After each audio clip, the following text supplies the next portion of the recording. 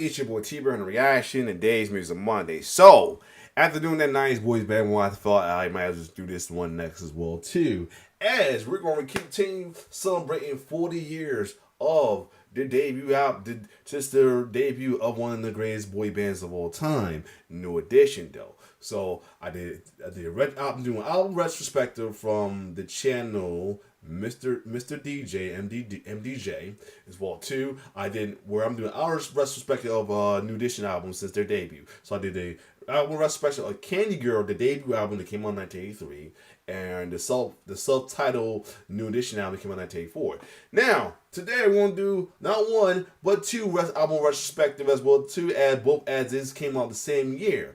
So we're gonna first check out the album retrospective of third album of New Edition, was what was in my opinion kind of near dear to my heart, because that's like the first New Edition album I like really got into as well too as a kid, because that's I think that's the one my mom had at the time before my brother decided to buy the New Edition self-titled album to get that with the collection as well too.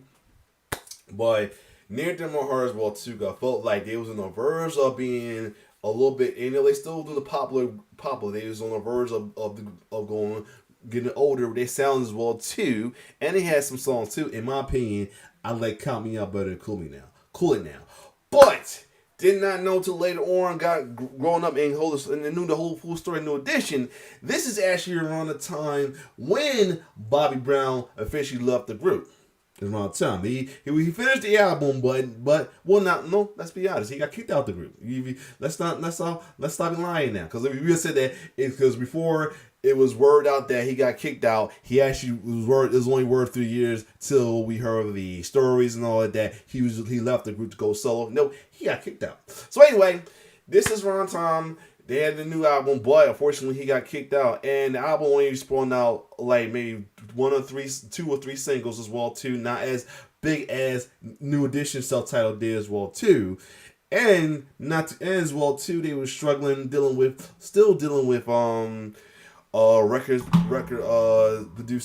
production behind the scene issues as well too. As you know, the Jump Shoot production was where everything was going to, instead of fully them as well too.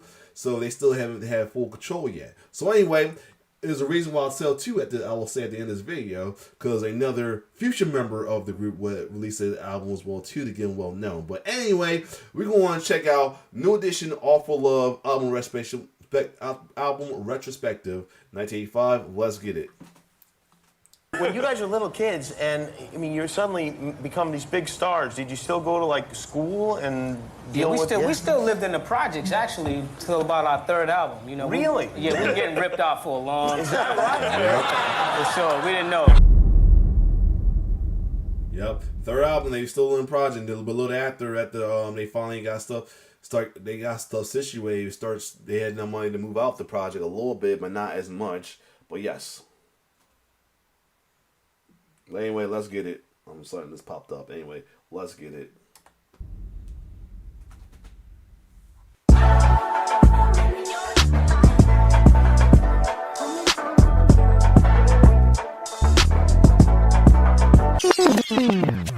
What's up, YouTube? Back at you with another video. If you haven't already, check out my video essays on Ralph Tresvant's Living in a Dream, Bobby Brown's Mystical Magic, New Edition's Tender Love, Every Little Step, and the album retrospectives on the Candy Girl and New Edition album. In each video, I dive into interesting details not commonly known about New Edition. The success of their self-titled album catapulted New Edition into the next chapter of their career. Cool It Now, Mr. Telephone Man, My Secret, Lost in Love, along with the rest of the album, yielded double platinum success. Appearances on popular television shows like American Bandstand, Dancing on Air, Soul Train, as well as a cameo in Crush Group, made New Edition a household name. The group would also receive an endorsement deal with Coca-Cola, appearing in a nationally televised commercial.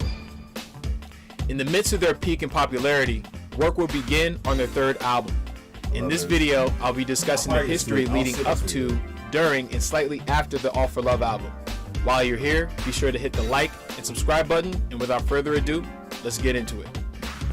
The majority of the songwriters and producers who worked on the second album returned to work on the next project. Vincent Brantley, Rick Teemus, the Cimbella Brothers, Richard Rudolph, and David Bateau. Oh, Spellman. Newcomers being George Tobin, Randy Waldman, and John Duarte. George Tobin produced Robert John's hit Sad Eyes that reached #1 on the Billboard Hot 100 in 1979.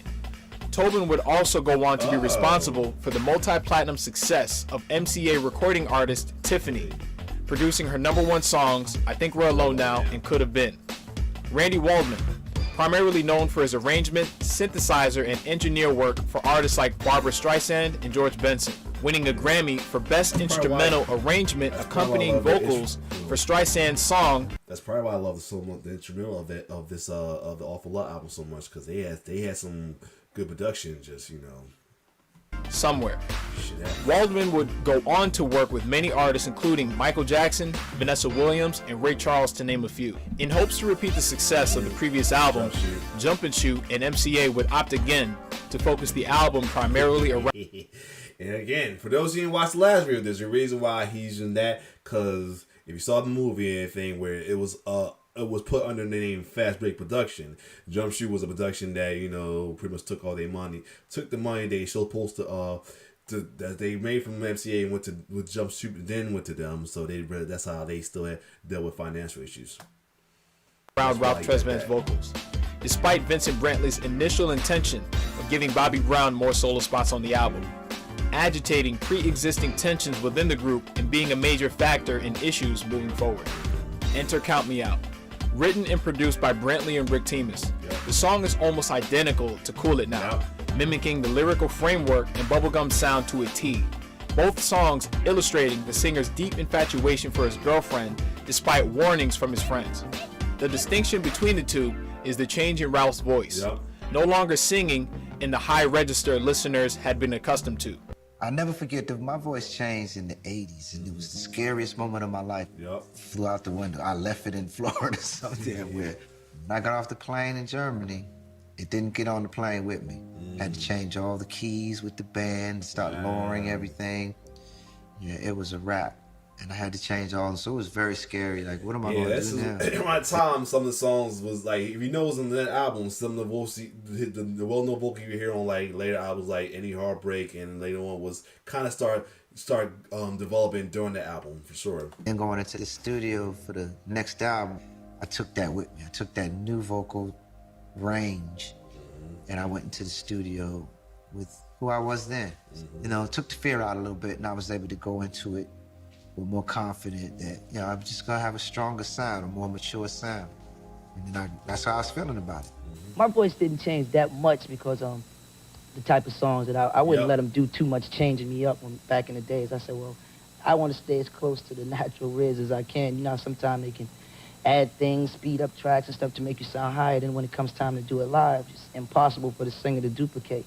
I tried to make sure I stayed away from that. So coming back now, I could do some of it. I have to drop the key couple of steps, but I could still make the song sound like it was, basically, Count Me Out takes a turn. Count Me Out still sound a little bit high, but it was like his natural, mature voice as well too. When Bobby Brown comes in on co-lead vocals, a strong vocal display while the song is briefly stripped of most of its instrumentation. Ronnie, Ricky, and Mike contribute with raps and backing vocals. Released as a single on October 14th, 1985, and peaking at 51 on the Billboard Hot 100 and #2 on the Hot Black Singles chart. Unfortunately, by the time the music video was filmed, Bobby Brown had already parted ways with New Edition, with Ricky Bell lip-syncing Bobby's verse. A Little Bit of Love, written by Christine Perrin and Richard Wyatt Jr., and produced by Richard Rudolph and the Cimbella Brothers. The aforementioned having already created Baby Love and Delicious. A Little Bit of Love fits right in with the previous two. Lyrics like, you want to make me believe you never left. You want to make me believe I never wept. You said you never ever leave again. Oh baby, won't you quit pretending? Add an element of drama as it details issues in love that men and women can all relate to. Ricky Bell's falsetto supports Ralph's lead vocals, which makes this song pleasing to the ear. All of these elements, coupled with the funky instrumentation, makes this song one of the album's strongest songs. Yeah, it was. Released as a single in February 1986, peaking on the Billboard Hot 100 at number 38 and number 3 on the Hot Black Singles chart. Its performance on both the pop and Hot Black Singles chart make it the most successful single on the album. New Edition took the song a step further during their live performances with the help of Brooke Payne's choreography.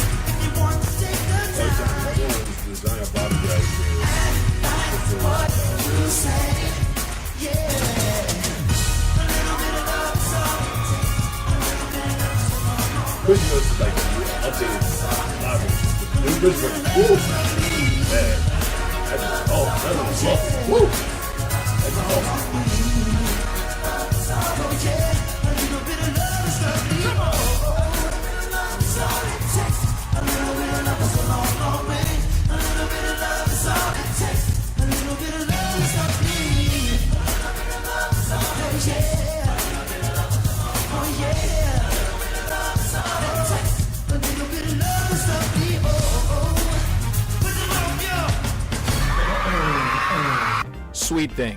Yes. Another songwriting and production collaboration between Richard Rudolph and goes all in order of the album. He don't do singles. He's the whole album of the track listing. Michael Cimbello with Randy Waldman co-writing. The song has a sound standard with the times, a feel-good rhythm one would find on a film soundtrack.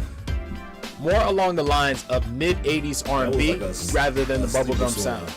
Sweet Things justifies the inclusion and importance of diverse songwriters and producers outside of Brantley and Timus. A spirited saxophone solo in the latter half of the song shows another side to New Edition's music that hadn't been shown enough. George Tobin would produce All for Love's third and final single, With You All the Way. Much like Lost in Love, With You All the Way is a melodic love ballad backed by George Tobin on keyboard. Light-hearted romantic lyrics along with Ralph's lead vocals. Released as a single in June 1986 and peaking at number 51 on the Billboard Hot 100 and number 7 on the Hot Black Singles Chart. Let's Be Friends is my personal favorite from the album and same. And shout out to I forgot who was the group that did that the artist that did the lo-fi beat to a Friend Zone. I forgot who did the song about it was a joint by Basket. I don't know if it's Basket. Somebody anyway did a lo-fi rendition of this called Friend Zone. Arguably its strongest song. Yes, it was. A collective effort from all 5 members, with Ricky Bell spearheading the track on lead vocals. Ricky's voice is front and center and fits right at home with Brantley and Timus's writing and production. Ricky did the sequencing of voices, flawless, as Ralph comes in on the second verse. A smooth transition that complements Ricky's initial lead, followed by Bobby's voice on the bridge that completes what the song hopes to accomplish. Let's Be Friends is perhaps the most mature variation of the bubblegum sound up until that point. The track is a pure example of Jump and Shoot and MCA's criminal marginalization of Ricky and Bobby, who evidently were just as capable of leading songs as Ralph, and goes to show that the group's initial vision for themselves, sharing lead vocals equally, was more effective musically. Yeah. Let's Be Friends mirrors the somber. Like they the true reason why by like the fool. I mean, it wasn't. I mean, he had his his crazy nature, but they kind of pushed it on the cool tone of Leaving You Again, true to the definition of rhythm and blues. To bring the energy back up, the next track is Kickback. Another Brantley. Yes, that is my joint on that album. Yes, woohoo! That is my joint on that album. Yes, that is my joint on that album. I so wish it was a damn single. It wasn't. That joint, woohoo! Timus production. Sharp synthesizers and a bouncy edge. Yes. The song is another example of the vocal trifecta of New Edition. Ralph, Bobby, and Ricky sharing lead vocals on the track, with Mike and Ronnie trading rhymes back and forth. This is why I said this was like a near-death album to me. It had some joints I wish was singles, though, especially another song. When you mentioned it, I'm going to tell you about it in a minute, so yes. Followed by a reprieve of vocals fraught with drums and claps. One could say that the last two tracks was Brantley finally being allowed to give the other members well-deserved and long overdue shine on the album. Yes. Tonight's Your Night. George Tobin's second contribution to the album, written by John Duarte and Mark Paul. That was a good song. The song takes on a more mature sound. True to its namesake, the tone gives off an evening feel that's well lit by that joint right there, Whispering Bad. The collective vocals of the group. Ralph brings the chorus alive, Ricky supporting with his signature falsetto, and coming in to share a brief co-lead. Michael Bivins doesn't disappoint with his interlude. Much like Marianne, Tonight's Your Night is reminiscent of Kool and the Gang. For music lovers, songs can be a portal to a time period in your life, a key to a specific memory that are synonymous with that particular song.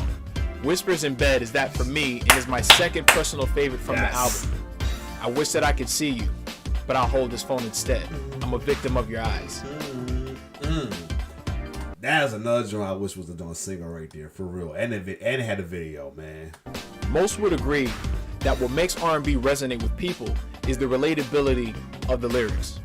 The inability to see the girl who is the object of your affections, but only being able to hear her whispers in bed over the phone is a struggle I thank John Duarte and Mark Paul for detailing so accurately. Whispers in Bed was George Tobin's third contribution to the album, and in my opinion, his best. Who Do You Trust? Yes. Written by David Bateau and Danny Cimbello. Co-produced by Richard Rudolph and the Cimbellos. A brazen song that, much like Hide and Seek, is well suited for Bobby Brown, who takes the initial lead on the song, going back and forth with Ralph on the chorus, who is most prominent on background vocals. I'm just trying to make you aware I'll be gone if it don't get no better. An ominous lyric that essentially describes what will happen between Bobby and the group shortly thereafter. School. Written and produced by Ralph, Ricky, Ronnie, and Mike. Another opportunity for the group to showcase their affinity for early hip-hop and rap. Detailing their school experiences and the importance of school. Ralph's dropping out of school is quite absurd. To the groups, it's up to New Edition to spread the word.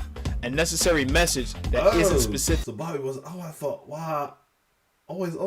Bobby was on that song, so it was Ralph that did this part. I was thinking to the time it was created. The album's title track, All for Love, Tobin's last contribution to the album, written again by John. I think to be honest, out of that, all the whole album, that was like my least favorite is that song right there. To be honest, the All for Love album, the All for Love song, that was like my least favorite. It was a dope song, but it was my least favorite out of the whole album. To be honest. Tay and Mark Paul, a duet between Ralph and Ricky, where they both go back and forth on lyrics.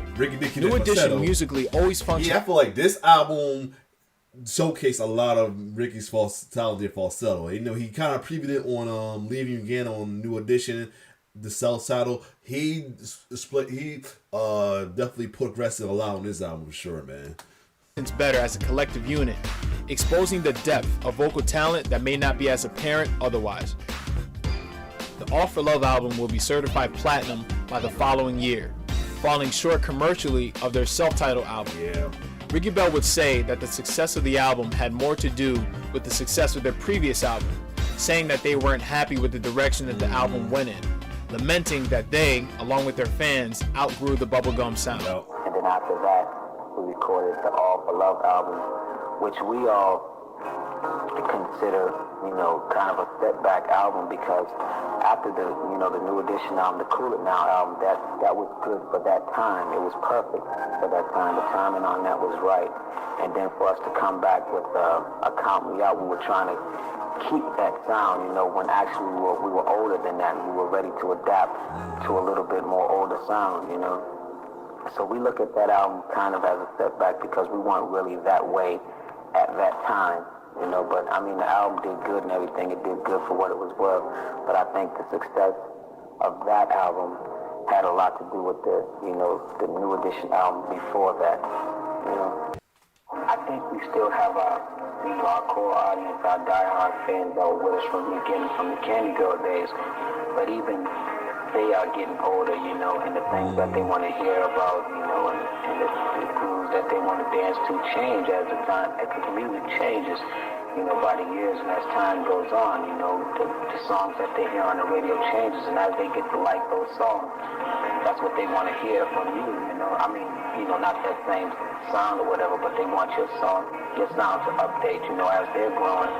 And that's basically what we're trying to do. We're not trying to, you know, make a drastic change or nothing like that. We're just trying to grow with our audience so we can keep them pleased. You know, we're not trying to hold on to this image that's not really there. All for Love also marked the end of Bobby Brown's time with the group. Bobby would begin missing television appearances, rehearsals, and performances, which worsened his already strained relationship with the group's management. He also took issue with the group's wardrobe choices during photo shoots for the album. Put on some Guess jeans and some Adidas and a black shirt, and I took a tie to be different, and I tied it around my head. Cat made him a headband out of I ain't gonna lie, that was a cool look. I ain't gonna lie. a tie. I'm looking at him like, damn, why you messing it up? If they wanted to still stick with the popcorn and bubble gum and all of that, then that was cool for them, but it wasn't cool for me because I wanted better. Feeling artistically marginal. Yeah, I ain't gonna lie. The time on we did to his head, the little headband thing he did, that was pretty cool. No lie. Bobby Brown started straying from the group's choreography on stage and exhibiting behavior not consistent with the group's image. During a show in Oakland, California, Bobby Brown extended his performance of Mr. Telephone Man for 20 minutes. Yep, here we go.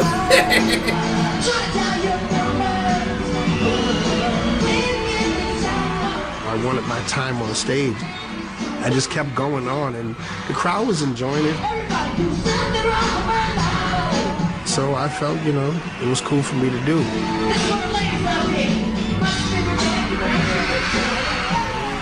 I guess somebody stopped the band from continuing while I was holding a note.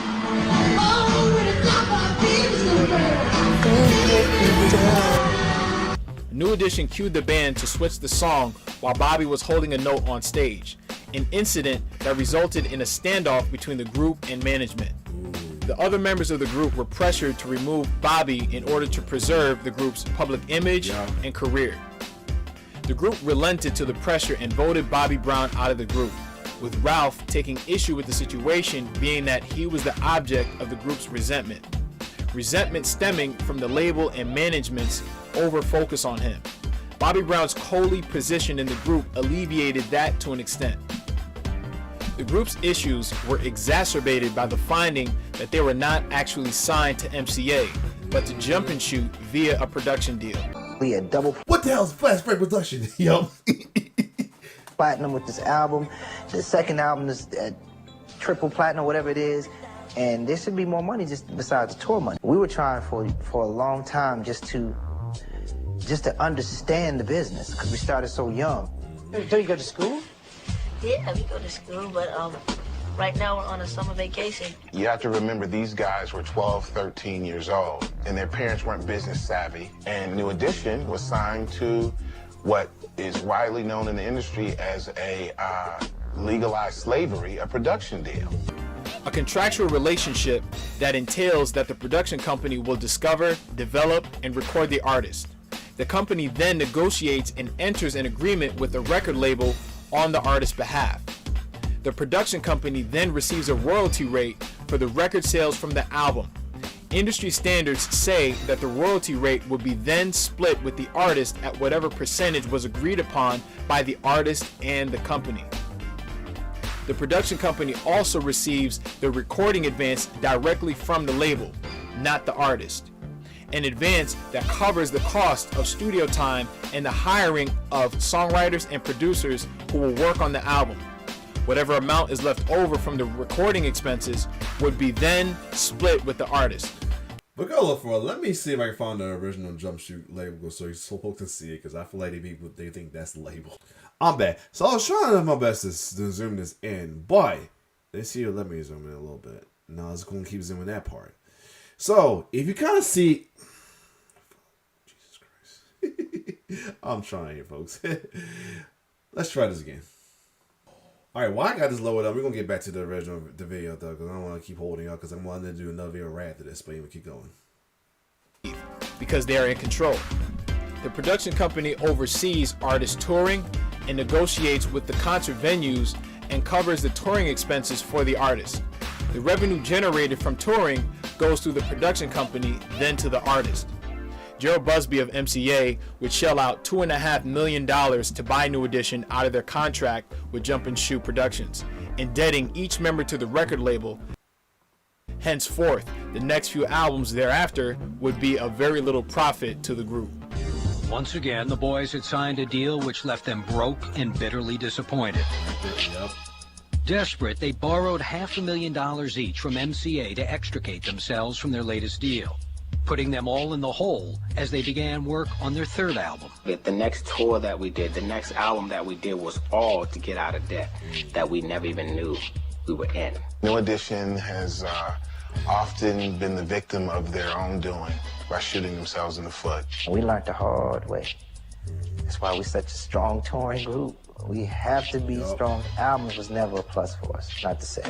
The story of New Edition up until the All for Love album proved to be a repeating of a pattern in music history, where artists are taken advantage of by label executives. Their apparent success gave way to more problems. Nonetheless, All for Love is a gem amongst their discography and an integral part of their story. If you made it to the end of this video, I hope you enjoyed it. Please be sure again to like, comment, subscribe. Let me know your thoughts. I'll see you on the next one. Peace. Alright, cool.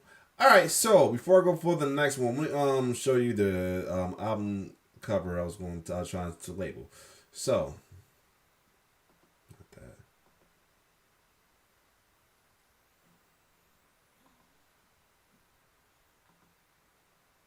Alright. Let's see if it does or not. Okay, it didn't do it. Alright, hold on. Alright, back. So this is the album cover from the album, a tape cover for an All for Love album. So I'm gonna zoom in a little bit, probably plus bit. If you see a little bit, that little note with the basketball sneakers on there, that is the jump shoot actual logos. For those, in case folks wondering, the way he's showing that is the actual label. It's not. He's just doing it because of the shit that the fucked up shit that Jump Shoot did. So now, I'm not going to be at time to do the Tender Love thing, but I will still do these second videos as well too, and all in one as well too. As you know, around this time, 85, New Edition was on the verge of finding a mature sound as well as losing a original member, a future member of the group would brought in his breakout album at the time around the same year after releasing a solo album. Around the time that New Edition released their debut album, Candy Girl, a self-titled solo album, and a duet album, around the time they did, New Edition did their self-titled album, he released a duet album with another singer. That is none other than future New Edition member, R&B crooner himself, Johnny Gill, with his hit album, Chemistry, would spawn out one of his biggest breakout hit of his career, Half Crazy. So we're going to check out the retrospective of that as we get a preview of the future member of the New Edition group, Johnny Gill, with his album respective of Chemistry. So without further ado, let's get it.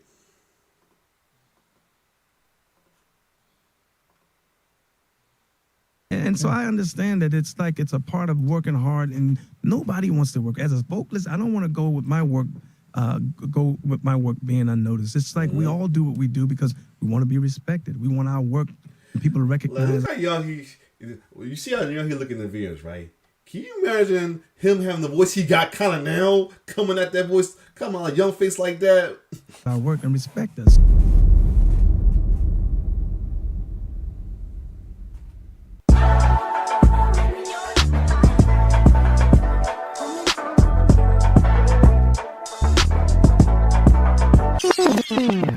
What's up, YouTube? Back at you with another video. If you haven't already, check out my video essays on Ralph Tresvant's Living in a Dream, Bobby Brown's Mystical Magic, New Edition's Tender Love, Every Little Step, as well as the album retrospectives on the Candy Girl, New Edition, All for Love, King of Stage, and Under the Blue Moon. In each video, I dive into interesting topics not commonly known about New Edition. By 1986, New Edition was now a quartet, and Bobby Brown a solo artist, both releasing albums by the end of that year to relatively modest commercial success. However, New Edition's future, that'll be the next thing we'll get to as well too. But since this came on around the time that All Flow came out, we'll talk about this. Still in question. The answer would eventually come in the form of their musical contemporary, Johnny Gill, who had also began making a name for himself in the music industry in 1983. In 1985, while New Edition was struggling to break away from their bubblegum sound and image, Johnny Gill's contrasting image and voice hindered his appeal with music audiences, making a second attempt at crossover success with the second studio album. In this video, I'll be discussing the history leading up to and slightly after the Chemistry album. While you're here, be sure to hit the like and subscribe button, and without further ado, let's get into it. Johnny Gill's musical aspirations started in his hometown of Washington, D.C. By the age of 5, Johnny was singing in church with his 3 brothers, a group organized by his father called the Gill Special. The church continued to be an environment where he could foster and showcase his vocal talents. By age 8, Johnny would be the lead singer of his church gospel group, Little Johnny and the Wings of Faith. It was at John Philip Sousa Jr. High School that he would meet Stacey Lattisaw, who had already made her musical debut in 1979 and had released her second album that year in 1980. Stacey Lattisaw would host a talent show at her house, and it was there he would be discovered. Wow. But you've been working with Johnny for like half your life, it seems. I mean, you've been knowing the guy for that long anyway. Yeah. When did you guys first meet? Ooh, in elementary? Yeah. 5th grade, 4th grade. Oh, really? Yeah. Were you both Kimball singing? Elementary School. Were you both singing then, or had interest in singing? Actually, we were in the Glee Club together. Oh, really? Word. Well, you remember all this stuff, don't you?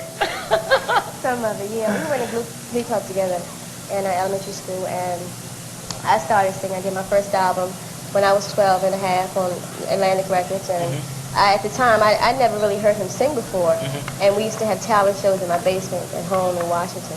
And I heard him singing one day, and I couldn't believe his voice, because he always sounded so much older than what he was. Stacey's father would record a demo tape for Johnny and submit it to Atlantic Records. After hearing Johnny's demo, Henry Allen, president of Cotillion Records, flew Johnny out to New York and signed him to his record label. Following that, work will begin on his debut album. Freddie Perrin was brought in to produce the entire album and co-wrote 4 songs. 3 years later, Freddie Perrin was brought in to produce New Edition's Under the Blue Moon album. Amongst the 10-song LP, the album spawned Super Love and When Something Is Wrong With My Baby. Again, this man was like 15 years old on this album cover, but if you hear him, he sounded like he was in his 20s, late 20s, early 30s, man. Each song only charted on the R&B chart at number 29 and number 57. The album didn't make a commercial or critical impression, and the biggest issue was the mismatch of Johnny's image and his mature sound. Yeah, I actually listened to that album. Some of the songs he was singing was a little too grown. I mean, he let him know he was like 15 years old, but some of the songs was a little too old for him, man. I know he had the voice for it, but it's still a little too old for him. But I get it. They wanted to give him a mature sound for a mature voice, but it was a little too old for him. Johnny Gill's voice and musical content transcended his age, presenting a marketing roadblock. Cotillion Records would respond by pairing him with Stacey Lattisaw on their duet album, Perfect Combination, a response that would prove to be a step up from his first solo effort. Produced entirely by Narada Michael Walden, with his title track reaching number 75 on the Billboard Hot 100, number 10 on the R&B chart. The performance of the Perfect Combination album made way for his second solo album, Chemistry. Linda Creed, Bill Neal, and Dennis Matkowski were brought in to produce the album, Linda Creed being the most prominent of the 3, writing The Greatest Love of All, originally recorded by George Benson and released as a single in June of 1977, and peaking at number 24 on the Billboard Hot 100 and number 2 on the R&B chart. The song was later covered by Whitney Houston and released as a single on March 18, 1986. Whitney Houston's version surpassed the success of the original, with it spending 3 weeks at number 1 on the Billboard Hot 100 and selling 2 million copies. Linda also co-wrote Betcha by Golly Wow, originally recorded by the Stylistics, released as a single on February 17, 1972, and reached number 3 on the Billboard Hot 100 and number 2 on the R&B chart. Later recorded by Prince on his 20th album, Emancipation. In true Prince fashion, he does the original justice and takes it to the next level. Released only as a promotional single, it charted on 5 different Billboard charts, reaching the top 10 on the US rhythmic and hot R&B hip-hop airplay charts, performing well overseas in the UK, Australia, and New Zealand, to name a few. Notable songwriters Danny Cimbello and Kathy Wakefield would also contribute to the album. Danny Cimbello, who worked on New Edition's self-titled album and All for Love. Kathy Wakefield co-wrote the Jacksons' hit Torture with Jackie Jackson for the Victory album in 1984. Chemistry begins with the love ballad Half Crazy, written by Linda Creed and Lonnie Jordan. A simplistic piano melody makes way for dramatic strings that set the stage for Johnny Gill's reintroduction. Johnny Gill illustrating his fading sanity. That's why he kind of like said that on the movie he considered that his debut album because the first album they had no critical success. So yeah. After the loss of the woman he loves. Lyrics: "No, I haven't slept a wink at all since you've been gone, and my eyes are kind of tired from crying all night long. It's so lonely here without you, darling. Come back home, 'cause I'm half crazy, feeling sorry for myself. Worried you'd find someone else to love. No one else could love you like I do" is grounded by the brief moment of no vocals. A moment for the woman to process the truth she just heard. Genuine pleas of heartbreak and desperation reaffirmed by the chorus and bridge. Johnny's vocals end with the exclamation point, driving his point home in case it wasn't heard or understood. Half Crazy would be the album's most popular and successful song, released as a single late 1984 and reaching number 26 on the R&B chart. The music video does the song justice, featuring a young Sherry Headley who portrays Johnny's love interest, reluctant to respond to his vocal cry for love. Ronnie DeVoe will later say that he tries to get Johnny to include the song on their tour set list. Oh yeah. Chicago was just, I mean, we play a billion places, but the energy. Why you don't say Half Crazy? You know that was my jam. Man, I've been trying to get them to put that in the show for probably about a good 15 years. Man, you had to look at that curl. Jerry curl. Yeah. Yeah. The only way I'll do it is if they bring me some Jerry curl juice. Carefree Gold with silk moisturizer. I mean, even though he did that, oh my God, he would have the tour when the tour was always successful though, but the crowd went nuts if he saw that during the Heartbreak tour, man. That'd be crazy. Johnny Gill's artistic versatility is comparable to Alexander O'Neal with the album's next song, Can't Wait Till Tomorrow, written by Barry Alfonso, Dennis Matkoski, and Bill Neal, a complete 360 from Half Crazy with a borderline action-packed rhythm that could easily find itself on a film soundtrack. The song makes a point to establish the tone with light guitar licks and horns that add to the excitement. The background singers support Johnny with lyrics, "Can't wait till tomorrow." I did one time listen to that album. It was a pretty cool album though as well too. Like I said, I listened to the first album. Like I said, it was cool. Just it was a little too grown for him, man. He was 15. Love is too strong to fight. While Johnny confronts his love interest with a sense of urgency. So your heart's been abused by somebody else. You wonder if I'll do the same. But look in my eyes, you'll feel what I feel. I swear that I'm not playing games. The highlight of the song is the horn arrangements by Jerry Hay, a frequent collaborator of Michael Jackson, who would be responsible for the horn arrangements on Off the Wall, Thriller, and Bad. Most notably on The Way You Make Me Feel. Can't Wait Till Tomorrow was the final single from the album, peaking at number 49 on the R&B chart. Can't Wait Till Tomorrow is hands down my personal favorite from the album. The album transitions into Don't Take Away My Pride with an optimistic tone and quick saxophone riffs. Written by Linda Creed, Lonnie Jordan, Freeman King, and Kent Perkins. The lyrics contrast the mood the song sets. We used to spend our evenings making love by the fireplace, but I can see that your love has just faded away. Girl, it's He was 18 by now, but still. All over your face. Now all you left is just some memories and the echoes of a sad love song that I play again and again in my mind now and then. The rich and layered instrumentation is on full display during the song's break, with the saxophone teased early on, now front and center, leading the way back into the song's chorus that repeats until the song's ending. One Small Light, a songwriting collaboration between Danny Cimbello, Kathy Wakefield, and Dennis Matkoski. Much like Can't Wait Till Tomorrow, it establishes a sense of urgency, and its lyrical content describes danger, true to Kathy Wakefield's songwriting style. Something in the Night is stalking, like a cat on tender feet. I have a fear inside my heart, but nothing is revealed to me. Wondering how to fight a danger that I never see. I am one small light, trying hard to save my life, shining out upon the shadow of my destiny. The hard-hitting chorus, along with the rhythm, easily makes this song one of the album's standout songs. Maintaining the fast pace, The Way That You Love Me is the next track, written by Bobby Caldwell, Jason Shees, and Aaron Zigman. A repetitive slap bass holds up the synthesizers and guitar licks. Johnny's vocal performance doesn't disappoint, with his voice leading into the chorus. The Way That You Love Me is proof of what's created when solid background vocalists, great studio musicians, and a talented lead singer come together. There's too much happening on the song musically for it to be skipped. To compensate for the high energy of the last few songs, Because of You is a reminder that Johnny Gill is a balladeer at heart. Written by Leslie Hall, John Lind, Linda Creed, and Dennis Matkowski. Similar to Have Crazy, Because of You is fraught with strings that enhance the romance. Taking a moment to appreciate the object of his affection with lyrics, Because of You, there is nothing I can't do, and each test that life puts me through, I'll get by because of you. One can say it's a song that was written with live performances in mind. The spotlight is on Johnny as he ad-libs amidst the backing chorus, vocal nuances that he will become synonymous with years later. Amongst the many vocalists of his time, at such a young age, Johnny Gill stands tall. The album's title track comes next, written by Richard Wolff and Dennis Matkowski. Once the beat drops, the lights are dimmed, and the mood is set with a Quiet Storm vibe.